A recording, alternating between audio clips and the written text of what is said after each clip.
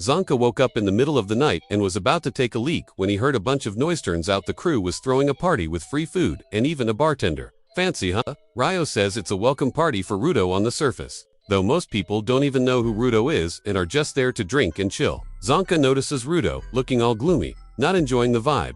Ryo explains it's cause he messed up with his personal artifact and now he's just sulking. Zanka doesn't give a crap and asks about the new tainted beast that showed up. Ryo says, unlike the usual ones, this one didn't have an anima core but an object with power almost like a personal artifact. That's gonna cause trouble later, but whatever.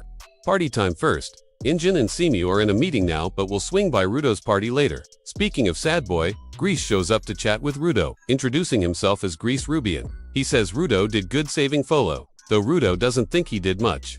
Still, he should know he saved a rookie assistant's life. Rudo says he couldn't even use his powers and needed Grease and Ryo's help. Back in paradise, it was always like this. Rudo lost his temper fast, resorted to violence, and Regdo had to clean up his mess. That's why he's desperate to get back up there and settle unfinished business, but he hasn't changed at all. Grease thanks him anyway, cause most people see assistants as useless, nobodies, just cause they don't have powers. Even within the organization, some thought like that. But Rudo was different. Grease mentions Folo joined to fight tainted beasts, but without powers, you can't kill him. So he's handling an object to become a giver, and even if he does, he won't leave the assistant squad to prove they're capable too. Folo's dead set on this. Grease advises Rudo to stop trying to get stronger just to please others. He should remember what he wanted from the start, before falling to the surface and all his paradise drama. Rudo might not be in paradise anymore, but he should be glad he's alive. Engine shows up at the party, exhausted, and tells the kid to eat something and fix that grumpy face. Ryo agrees Devanner should eat before the others devour everything, though she's already demolishing the buffet. Rudo realizes he's got a family supporting him down here and decides to eat with them. Cue the best graffiti artist dropping a beat to do his thing on the wall. And Jin tells Rudo to watch Gobi, does whatever he wants without hesitation. Dude's a legit artist, but people yell at him to stop or at least open a window cause the spray paint stinks and they're trying to eat. Gobi's been hanging at the Keeper's HQ a lot lately cause he wants to tag everything. Inj tells him to quit drawing his usual crap, but Gobi's already going wild on the wall. Cut to a darker scene. Some psycho just ripped off a guy's arms to find out where the celestial kid who fell is. The guy begs to be let go, but the maniac slits his mouth open. Now he knows the kid has white hair with black tips, dark circles, and is a giver. This freak wants Rudo as a little present. Simiu heads back to reception and takes a call. Another mission's been assigned. Zanka, some assistants including Grease, and of course, Rudo are on it. Zanka asks why Rudo has to tag along. He's not even an official keeper yet, even if Zanka's his trainer. Simiu says this job might interest Rudo. A merchant was attacked by a tainted beast in a polluted zone, and an important cargo, a live celestial, was stolen. They gotta kill the beast and recover it.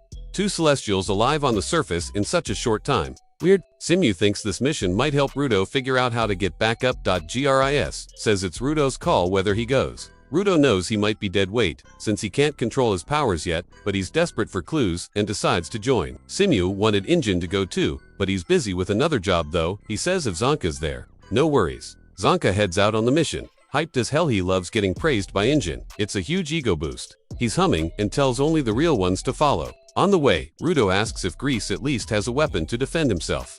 Grease says he carries a knife just in case, but usually fights empty-handed. Folo spills that Grease also rocks a lucky charm and prays before missions, so everyone comes back safe. Grease gets flustered and tells Folo not to blab about that to Rudo. He bought the charm at some random shop, so no harm in a quick prayer, right? Just then, a woman pops up behind him, the merchant who hired the keepers.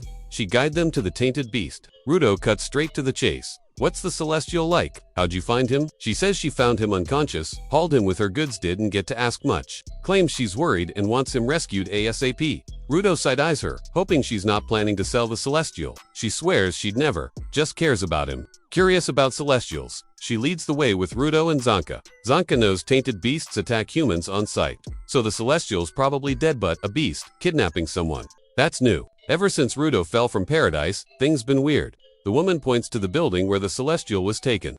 Finally, Rudo might get a clue on how to go home. Zanka warns everyone to stay sharp, no telling where the beast'll strike. They enter, and Grease spots someone in the room. The woman shoves him forward, yelling to hurry and save the celestial, but up close. It's just a creepy doll. They've been baited. The floor collapses under them, and the keepers crash down. The psycho chick asks if they're okay, and Grease demands where the celestial is. She points at Rudo and melts into sludge. Two thugs appear, and Zanka clocks M under the purple lantern lighter. Akros, Greece explains they used to be thieves, but lately they've leveled up to brutal crimes and messed up experiments. Oh, and every Arusero's a giver. Greece barks orders. 3 split off to find an exit. Folo stays with him to protect Rudo. Everyone's gotta be careful more. Aruseros could be lurking. Zanka's on thug duty since he's the lead giver. They bolt, and Grease warns Rudo, don't try anything slick. These guys are way nastier than the smugglers Rudo fought. Zanka knew it was only a matter of time before they'd target Rudo. Figured they'd sell him to some freaks for a fat payday. But the crazy woman says they don't want to sell him, they want to study paradise. Need to ask him things like how he crossed the border and survived. Zanka's never heard of a border, but he doesn't care about paradise. Missions officially switched from Kill a Beast to handle a The woman summons mud dolls. Her ability made the trap and weakened the floor. Zanka boasts he'll wreck these soggy puppets until a bald dude hiding in one sucker punches him, then vanishes into another. The game's on. The woman taunts. Keepers are so used to fighting beasts, they're trash against humans. Can Zanka guess where the guy's hiding mid-fight? Bam, another hit? He's stuck playing defense. She adds, oh yeah, the floor is still mud. If he moves too much, he'll wipe out hard, since Zanka is the only decent fighter on the team. If he goes down now, the rest are easy pickings. Zanka's already fed up with these annoying tactics, but he's figured it out. The woman controls the mud with her shovel, and Baldy's got a personal artifact for physical attacks. He thought that was it, but the punch was just a normal hit. Dude's using snowshoes to glide over the mud without sinking. Cute couple. But the woman says that doesn't fix Zanka's problem. Zanka fires back. Yeah, maybe he's rusty against human opponents, but when it comes to personal artifacts, nobody knows more than him. He maintains his staff daily, checks in with it, takes measurements, treats it like his kid. He knows exactly where an enemy's gonna fly based on the angle he hits him. The woman sends more mud dolls at him. So Zanka jams his staff into the ground. Vibrations reveal Baldy's location. Just like that, he wrecks both Aruseros' fights over, until the real crazy shows up to face Zanka. Yo, this ending was wild. Zanka's been farming aura, but now the actual problem arrives. This guy's a whole menace. If you made it this far, drop a like and subscribe to show love. Hit the bell so you don't miss a thing, and check the other recaps in the description and cards. Thanks for the support. Peace out.